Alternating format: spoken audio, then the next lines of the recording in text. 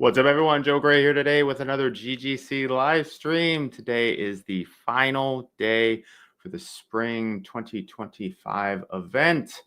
I will be going through by myself some data, results, and all kinds of good stuff from the spring event. Hopefully this is insightful, a little entertaining, maybe helps you make some decisions on your training, or just, gives you some laughs as we go. Anyway, I'm pretty stoked to bring this to you in a live format. Typically, I put this up in a PowerPoint presentation and then just say, here you go, see what happens. So this will be interesting. Let's dig in. So again, I'm going to do this by myself. If you have any questions in the chat as we go, make sure to ask them. If you have any requests for additional data, insights, whatever, if you want to tweak some stuff, see some things differently, whatever, you just let me know. So let's get rocking. Okay, what we're going to look at today, I think this is still accurate. I just finished this presentation like literally 3 minutes before I hit go live. We're going to look at some high-level stats. We're going to look at some details around coaching and feedback. We're going to look at breakdowns around age and location. We're going to take a look at prize winners. I think there's one other one in there around people who keep coming back to the GGC. And we're going to look at some fun stuff to kind of wrap it up and finish what's going on. Let's look at donations first. So high level note for you, we had 497 people compete in the Spring GGC this year, which is pretty cool. The highest, if anyone is wondering, was during COVID. We had just over 1,200 people participate.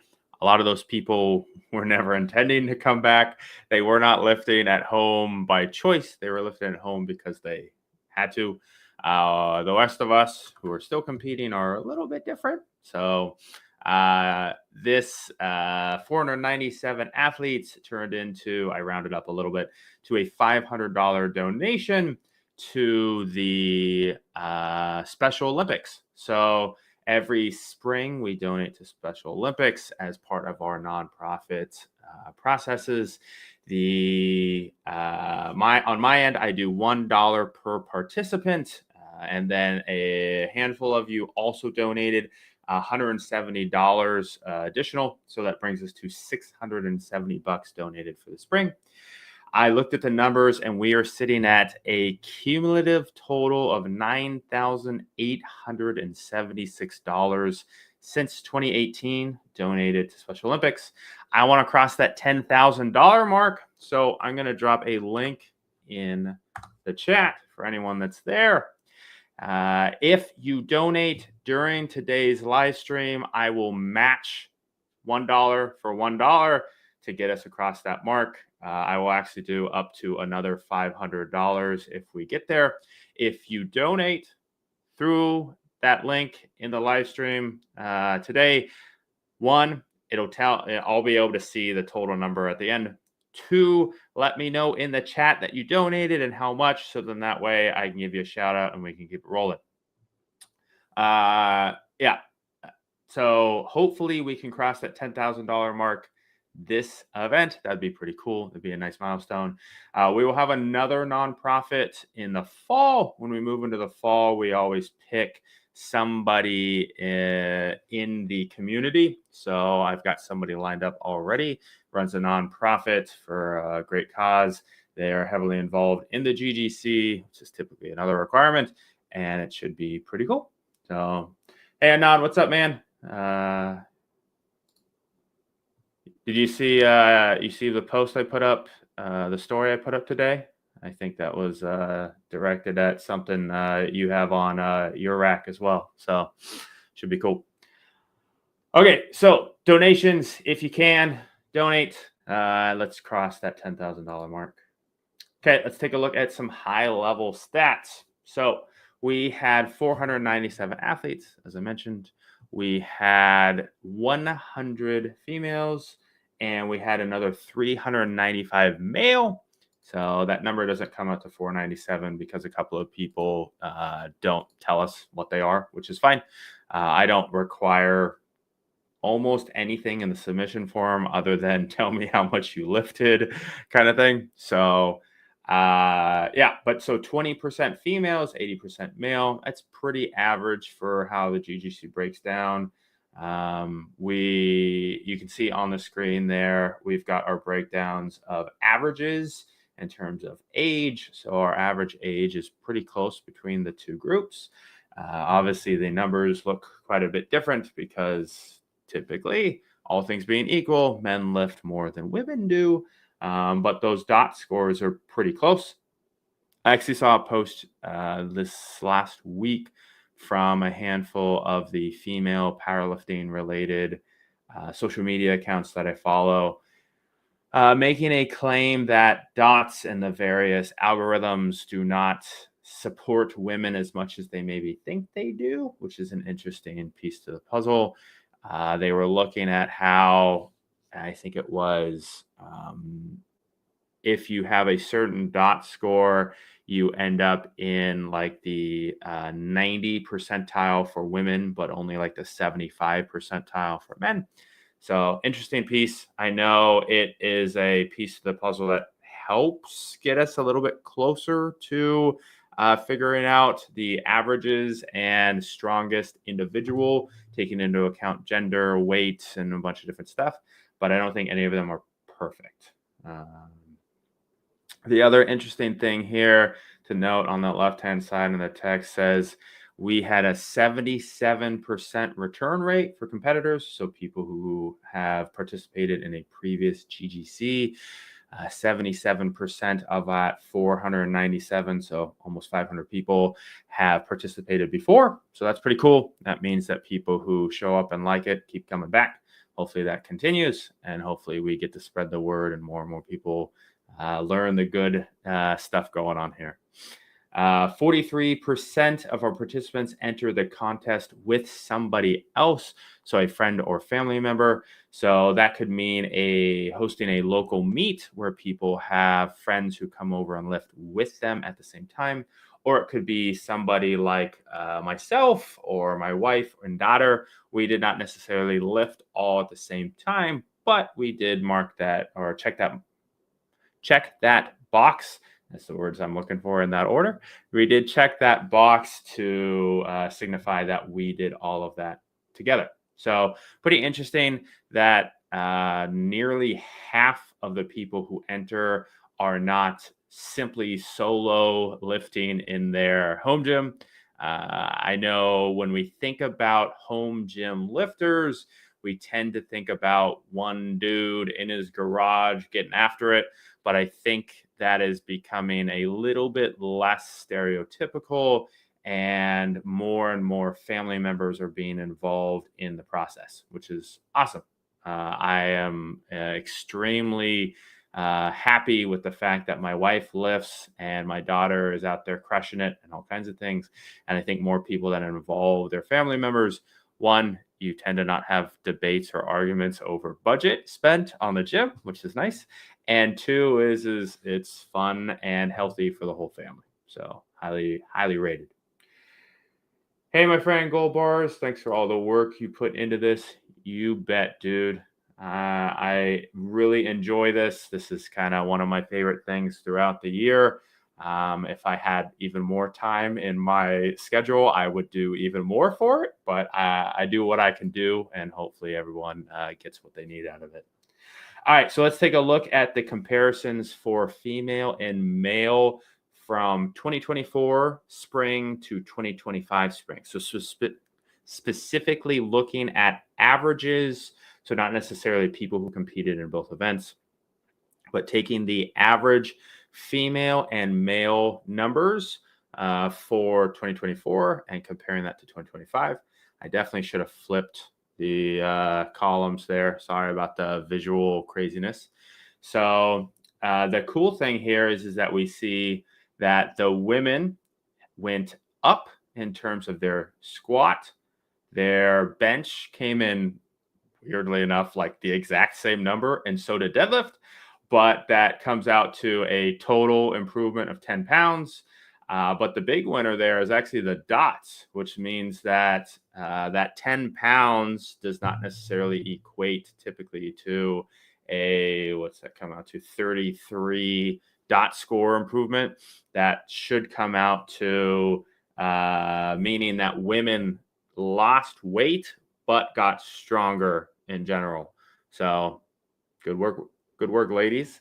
For the men, similar. So squat went up, bench went up just a little bit, and deadlift went up a couple of pounds. And again, our dot score, our dot score went down. So apparently dudes were bulking, but it didn't turn out in terms of total ratios to come out positive. So interesting insights there. Nothing I think you can really do anything with, but just something fun to look at. Let's take a look at here. So historically, we've had the 499 pound club and the 999 pound club for our women and men, respectively.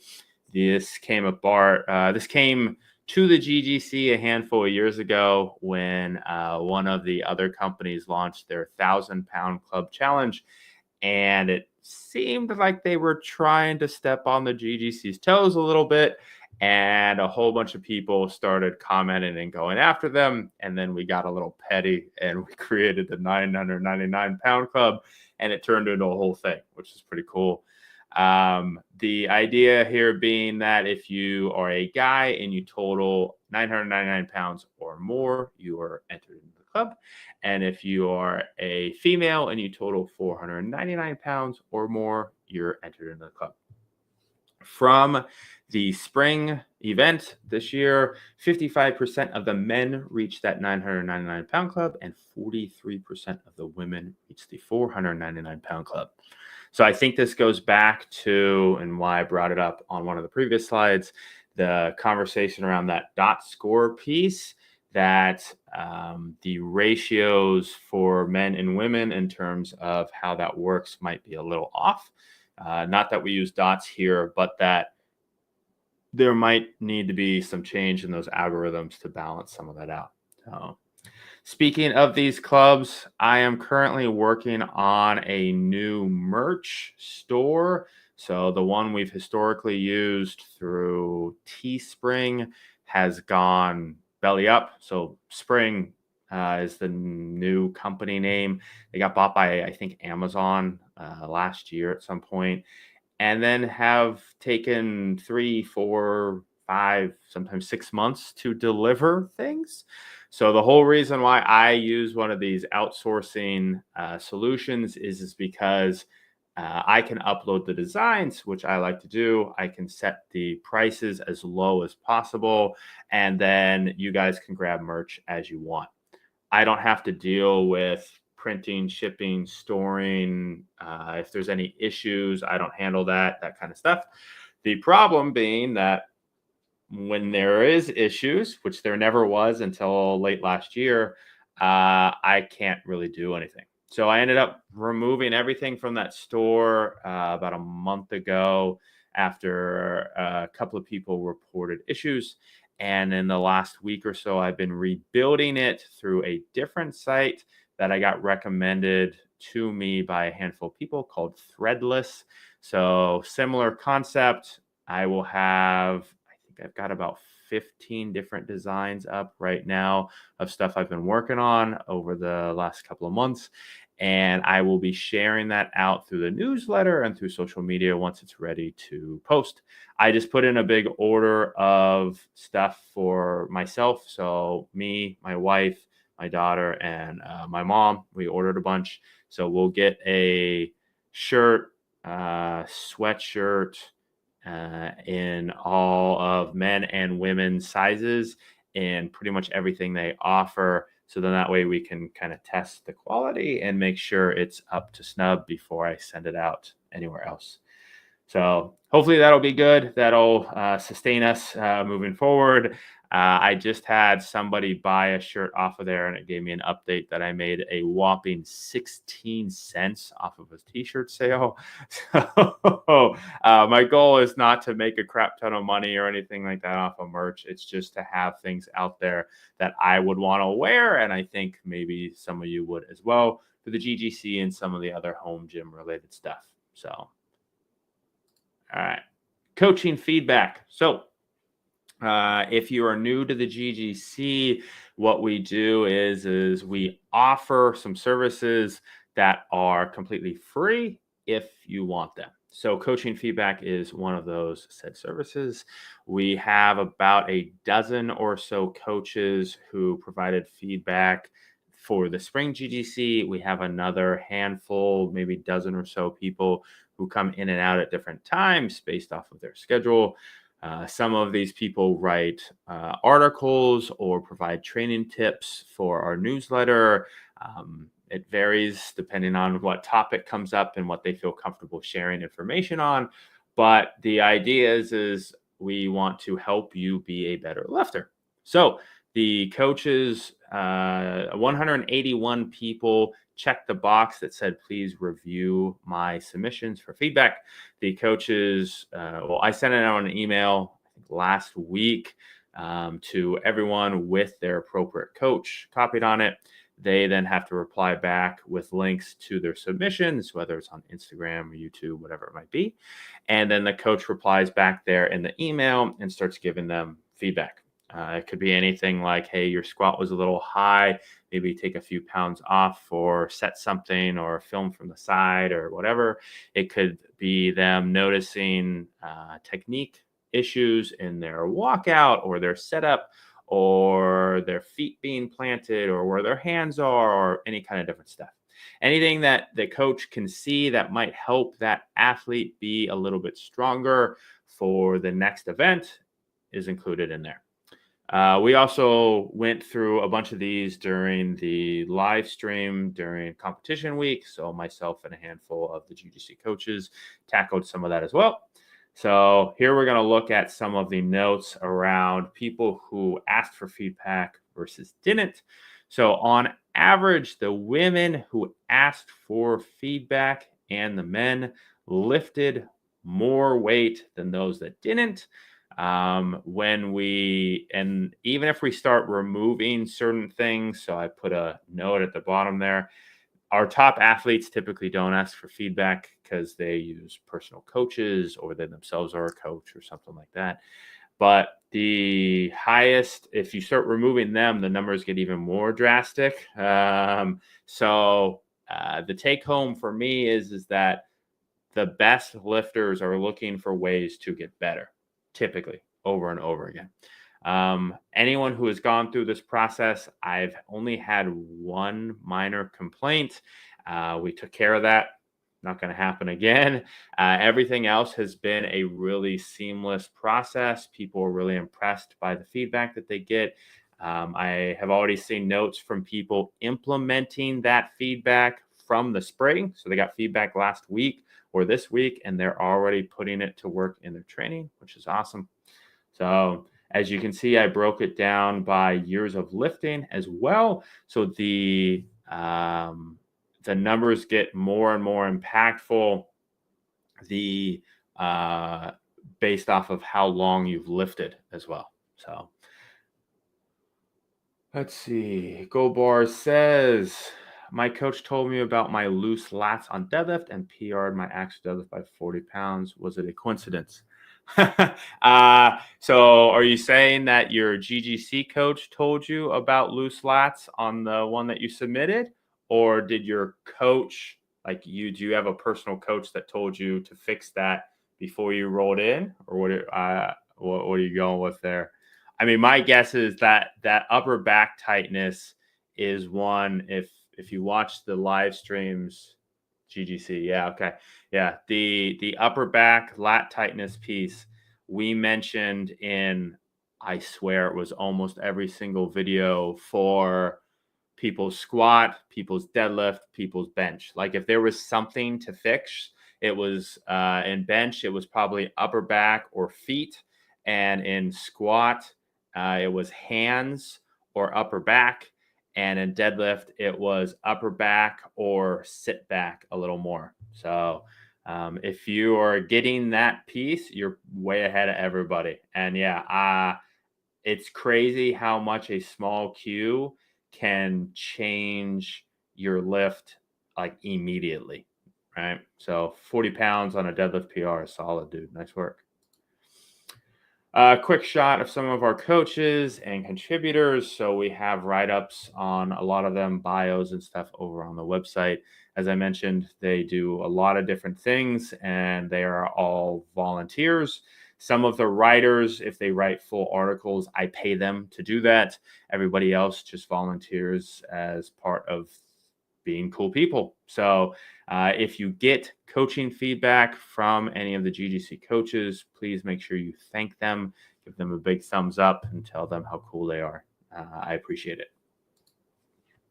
All right, we're going to look at some age stuff. So this is the breakdown of ages in that pie chart there. So you can say 35 to 44 and that 25 to 34 group make up the vast majority of the GGC participants, which makes sense. Most of us have to be old enough to be lifting on our own.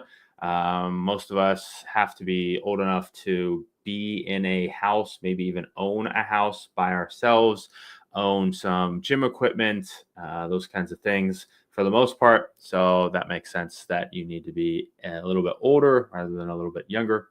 The standout piece for me that was interesting was looking at the average totals by age range.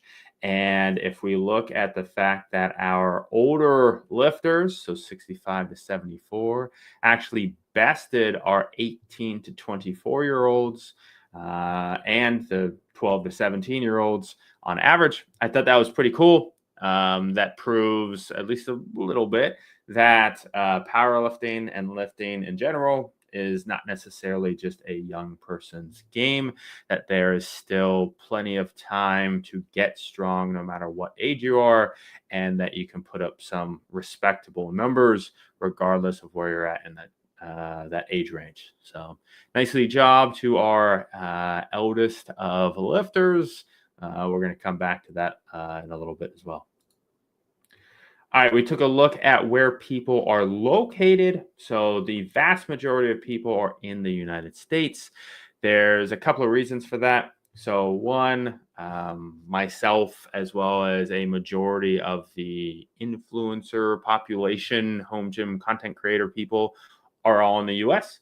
The vast majority of people who, equipment manufacturers and retailers are in the US.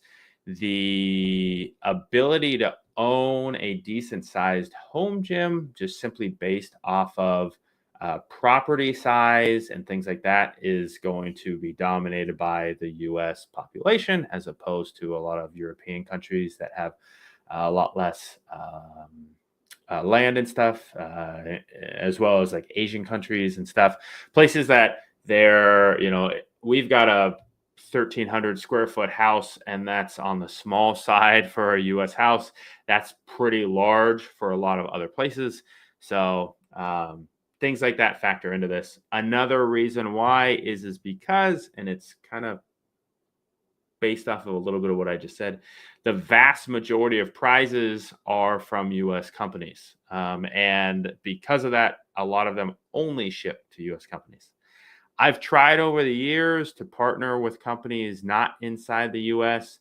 The problem that we've run into is it's this chicken before an egg situation. So the companies want to see more people from outside of the US participate before they want to sponsor. I can't get people to participate without sponsors from outside the US. So I have put up different opportunities and options. I've waived all kinds of things and even offered to split, prize costs and stuff with sponsors, and I just don't get anything. So I think it was last year, the year before, I just kind of gave up on trying to track down more non-US sponsors. If it ever happens, if I ever get some connection somewhere and it really works, then I don't have any problems making it happen. It can't be a priority on my end. I tried, it didn't work. So, and I tried a lot. So breakdown looks like Canada. We've got 11 athletes, and then we got a couple spread out throughout a couple other locations. Another 8 in the UK. And then on the right there, I've got the US states with 5 or more athletes who competed. Texas and California taking the top 2 spots, which I think historically is pretty accurate. One, again, California, a lot of people. 2, I'm in California, so social media and stuff like that tends to spread a little bit easier to people who are closer to you. And Texas, as well, is such a large state with so much space. It makes sense as well. So let's take a look a little bit more at our location stuff. So this is US versus the world. So I filtered out children, so that's 17 and under group, just so then that way they weren't negatively impacting any of the scores. So this has gone back and forth over the years. Sometimes the non-US people take home the winnings. Other times it's the US. So this time it's kind of back and forth a bit. So the women from the US take home the gold against the non-US women in pretty much every single category. But the men struggle, or I shouldn't say struggle, flip-flop, depending on what piece of the puzzle we're looking at. So at the bottom, you can see the chart where I've got break it down by years of experience, average total, as well as dot score, and we go back and forth. So men in the United States win in the least experienced and most experienced groups, but lose in the 2 in the middle. So just an interesting piece. So I guess we'll call that a tie since it's 2-2 for the men, and women, US women taking home the gold. Good work. Strongest state. So these are always interesting for a number of reasons. One is because you can see, I put a note down there, there's only 2 states that have more than 10 submissions that made it into the top 10 category here. There's obviously a somewhat bias towards having less people participate. Again, I filtered out children, but take California, for instance, an average dot score 292. That's considerably less than Alabama, Delaware, Iowa, those kinds of things. So if you're looking at most submissions with the highest dots, you're going to look at places like Oregon with 7 submissions and a 372 dots. They just barely got beat by Alabama, which is a pretty solid score with that many submissions to their name. Maryland and Delaware, I think Maryland includes Travis, but I'm not positive. I've had to double check on that one. But 22 submissions for one state in the top 10 is wild. And New Jersey ran it out there with 11. So let's see. Strongest industry is our next piece that we're going to look at. So if what we have here is I basically took the broadest of industry titles as I could to try and encompass everyone. It still doesn't capture everything all the time, but it's as close as we can possibly get. So sometimes people are still a little confused on what they belong in. I think I picked media creative industries for what I do here. Maybe that's correct. I don't know. So the winner here in terms of strongest is the life sciences group, followed by the manufacturing and construction group, banking, retail, etc. So this is sorted by the total itself. So not necessarily the most. So I think the groups with the most amount of people typically is in the health care system. So we did some data. So I have some people who work behind the scenes with me on some of the data stuff, and they looked at what they kind of laid out as introverts and extroverts. So I'm a classically trained in Myers-Briggs, so I have a slightly different perception around how introvert and extrovert works. But this was a funny piece to look at. So it was looking at people who specifically said that they prefer to lift by themselves, introverts, versus people who prefer to lift with a group or a partner, extroverts. So the introverts managed to squeak out to be a little bit stronger. They're also more men compared to the extroverts, so that might be a piece to the puzzle there. They also weigh a bit more, so the introverts weigh about 20 pounds more on average.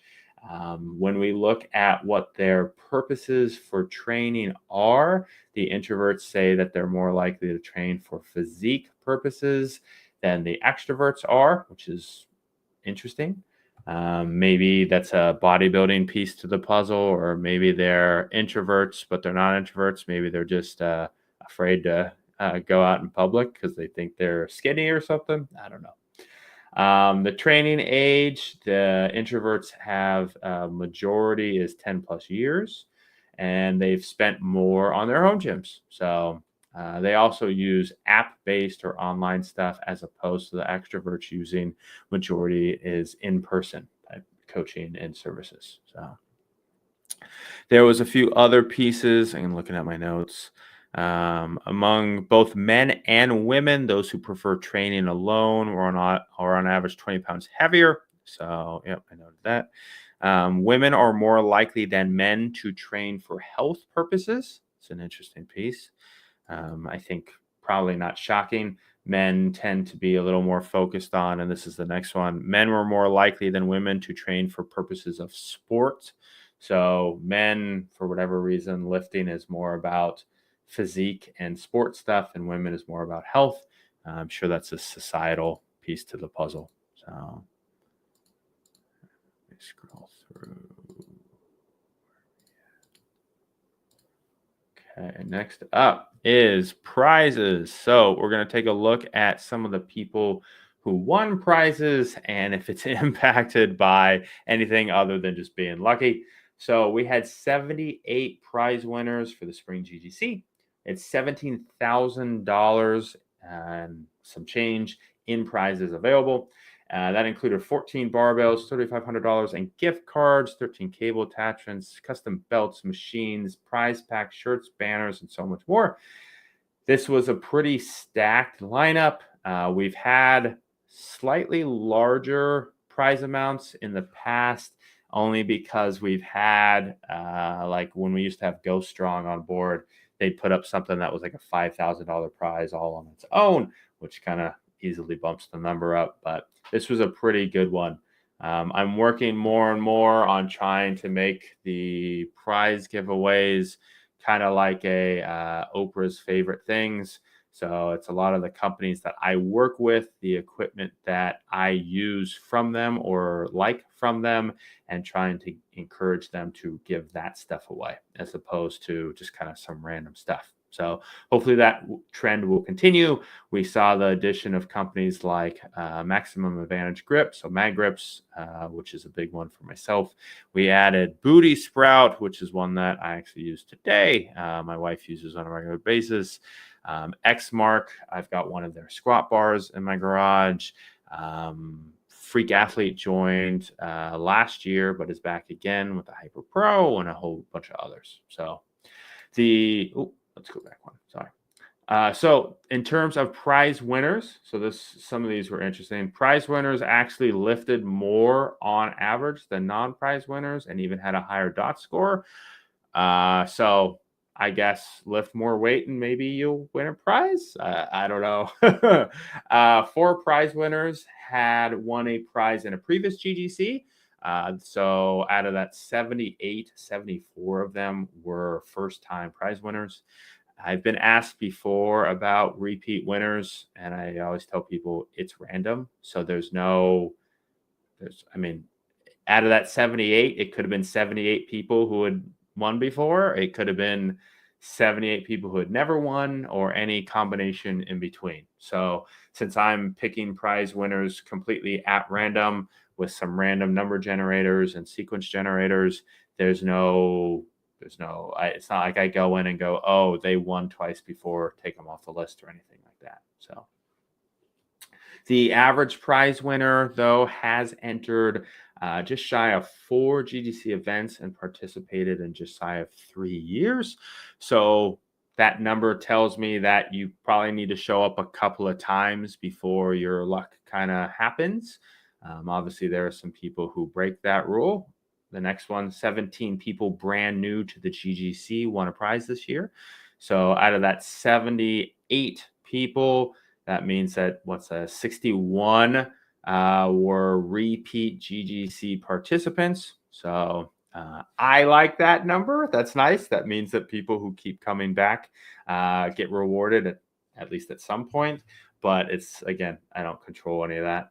I did look at whether any of the job stuff impacted this. So 4 engineers, 3 teachers, 2 engineering managers, and 2 pharmacists won prizes. And then manufacturing and construction took home 14 prizes, 13 for healthcare and 10 for banking. So that's 27, 37. That's almost half of the prizes went to people in those 3 industries, which is pretty crazy. So quick shout out to our sponsors. If you have not checked them out yet, I will drop a link when I grab it here in a second in the chat to a discount code page for the sponsors. This will have links to all of their websites, details on who they are, kind of what they offer, and all the discount codes that I have for them. So then that way, if you are looking to support the GGC, the best way to do that is by supporting the sponsors. You keep them in business. They know I sent you, and then they'll come back time and time again. So, all right, we're going to take a look at some fun stuff as well. We had normally I add one kind of quirky question to the submission form every time. Before, sometimes it's been like favorite cheat meal. Sometimes it's been what's your favorite TV show, certain things like that. This time we added a question that was going around on social media, which was about, if we had 100 clones of you, could you take on a silverback gorilla? This ended up inspiring the sticker for the Spring GGC as well, which we can see right here. Plate Snacks just printed those and sent them my way. The stamps just showed up as well from the post office. So my daughter is going to start packing those up here very soon, probably next week. Her last day of school is actually tomorrow. So she'll start packing those up next week. We'll get them out here very quickly to everyone who checked the box. So you'll get a nice gorilla sticker to commemorate your 2025 Spring GGC entry. When I looked at how much an average silverback gorilla weighs, it came out to that we lifted a total of 1,106 silverback gorillas. When I looked at the responses for that question, it was pretty mixed, but I think more people trended towards thinking that they could take the gorilla. There was a lot of comments around the idea that simply numbers was going to be the winning factor there. They could send in wave after wave to attack and annoy and fight off the gorilla until he would get tired, and eventually at least one of them would win. So, and then you've got Mr. Mark Rosenberg, aka Deadliest Lift. This was his answer that he submitted in the submission form. So he did the full text format there, which is pretty impressive. I don't even know how he found that or how he typed that out, but well done, sir. Real quick, I mentioned the store, so the merch store. I will also have in there merch for the Spring GGC. So if you want to buy a shirt or anything like that for the GGC for your entry, you can do that as well when I send that out. Okay, some more fun stuff. So I like to look at ways that we lifted just in kind of bizarre fashion. So our kiddos, so that's anyone under 18, lifted 85 total of their elders. So I took the total body weight of competitors aged 65 to 74 and then saw how many of them the kiddos could have lifted. So 85, not too shabby. Travis Papa Bear Rogers lifted 2160 by himself, which was more than the cumulative total of our top 10 under 12 athletes. They came in just shy at 2152. If we add up the full count of under 12 athletes, they bested him. So, Travis, you heard it here first. You lost to a bunch of 12-year-olds. Our top male and female athletes combined lifted more than the total body weight of the 42 athletes from California. Our strongest 12 and under kiddo totaled the weight of Big Bird. So Big Bird weighs about right around 300 pounds. And the total for that athlete was like 296, I think. We squatted a cumulative 574,246 Oreos, benched 2,197 bushels of apples, and deadlifted 70 Mazda Miatas. I wrote those first two when I was hungry, and then that last one was after I ate. So apparently that's why I changed to cars. Take a look at people who keep coming back. So this is one of my favorite sections for the data. So we have our 5-year club. So anyone who participates in 5 years, so not events, but years. So 5 years of the GGC, I add you to the 5-year club, which is up on the website. I then send you a sticker, assuming you want it. So we added 35 new people to the 5-year club this event alone, which is pretty cool. We'll potentially have some more added in the fall, but we've got another 69 people eligible in 2026, so next spring. So that's exciting. That list is going to keep growing. Hopefully the vast majority, if not all 69 of those people, show up next spring and we make it happen. The list to the right there is everyone who was added to that list for the spring. So those are the 35 people. So you've got a handful of people who I think have literally competed in the last 5 in a row and not missed any. Again, this is years, not necessarily events. We'll look at a little bit of details on events in a second. So some of these people could have double-digit events under their belt. This is the group that has competed in 10 or more GGC events, so total. So people who have essentially not missed anything. Myself here at the top 11, I'm the only one at this point who, at least from my records, has not missed one. Total prize wins, for some reason, I just can't seem to take home a prize yet. The rest of the list here, all people with 10, so they've only missed one. My dude, Quadzilla, he was on deployment to another country during one of them. It's the only reason why he missed one. A couple of the other people I know have missed because of just random things that have happened. But yeah, if you're watching this, whether live here or on a replay, and you think you belong on this list, or you are on this list and you think it's missing one, you can always let me know. The data isn't ever perfect for historical stuff for a number of reasons. So I'm always willing to make an adjustment.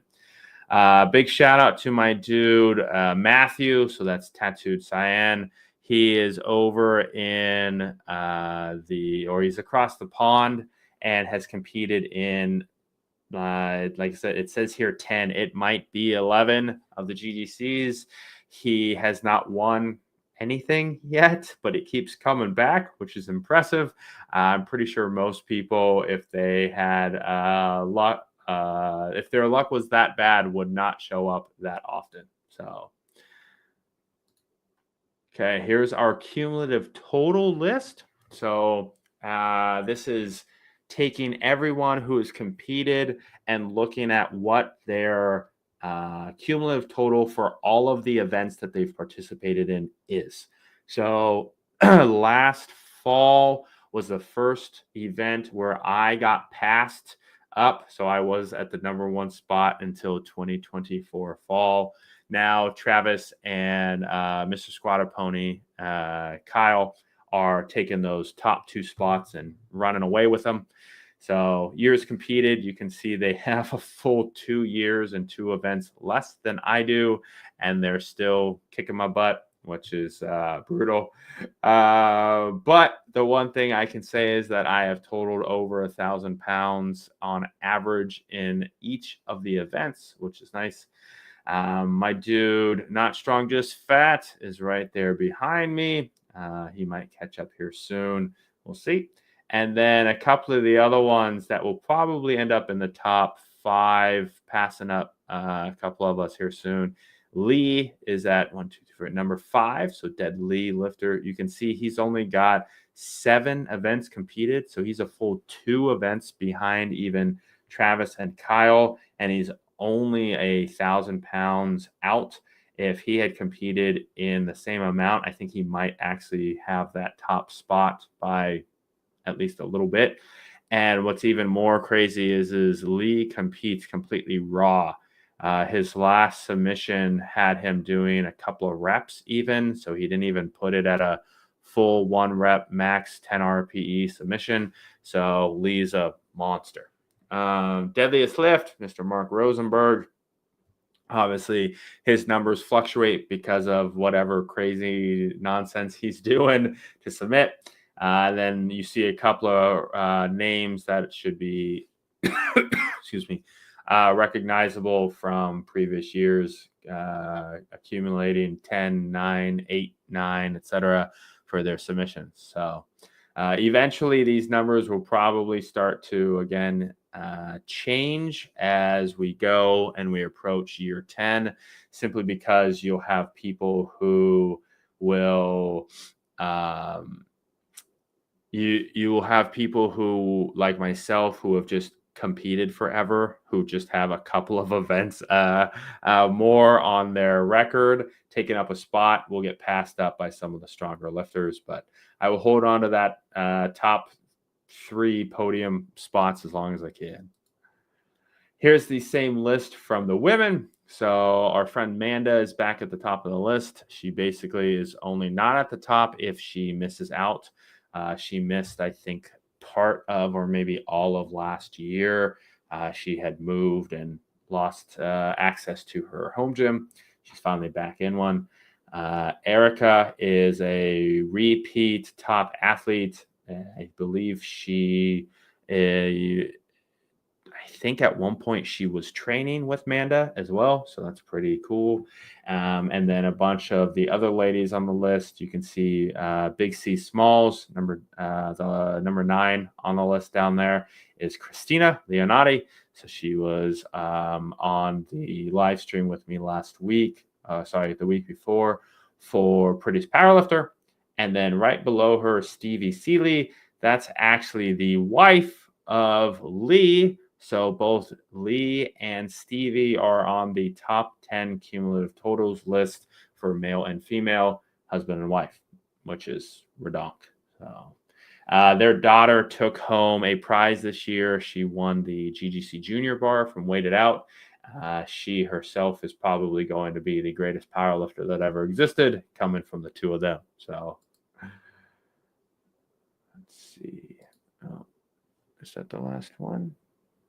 Yep. And that's the last slide that I have in my deck. So Those are all the people who came back over and over again. I want to give a quick shout out before I wrap up. That's pretty good time at 4:53. My goal was to end at 5 o'clock. I want to give a shout out to a couple of people. So this is our closing ceremonies as well. So first is thank you to everyone who participated. So if you showed up and you competed in the Spring GGC, you helped me donate to the Special Olympics.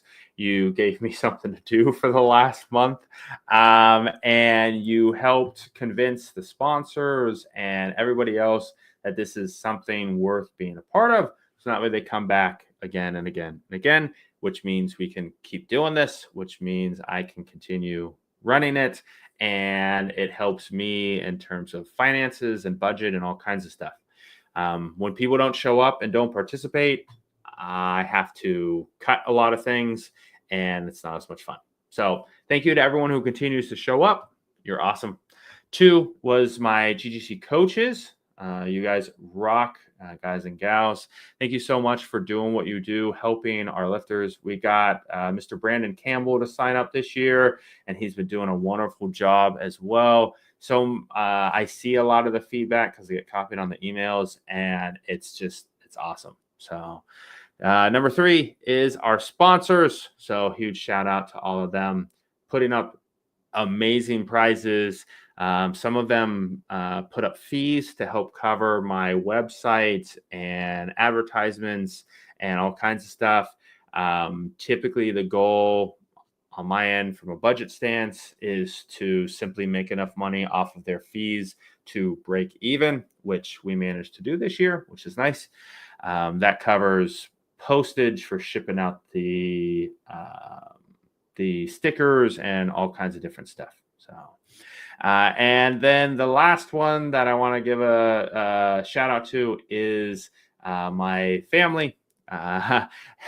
Every year I spend a just tremendous amount of time shoved in the office in Excel and PowerPoint, editing videos, and this year adding the live streams, disappearing to make this all come to life for a whole bunch of people that I've never met. And they are totally on board, which is awesome. So thank you to my wonderful family. They probably won't even see this until I show it to them, but they're out and about. My wife's at work, all kinds of good things. So thank you to them for being awesome, supporting me so I can support all of you. And that is it. That is the wrap up for the Spring 2025 GGC. I have some details uploaded to the website already. I am going to drop a link in the chat for you. You can go directly to the homepage. We've got the full spring results up there with some notes and different stuff.